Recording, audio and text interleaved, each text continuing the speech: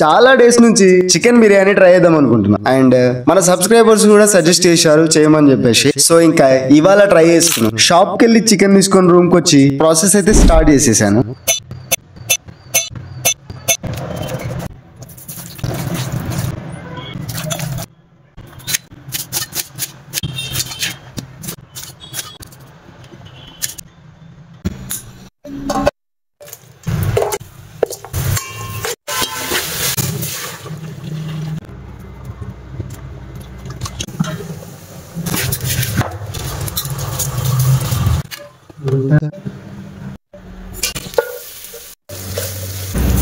Light గా chicken gravy side తీస్తున్నా, ఎందుకంటే దమ్ చేసేటప్పుడు యాడ్ చేసుకోవడానికి.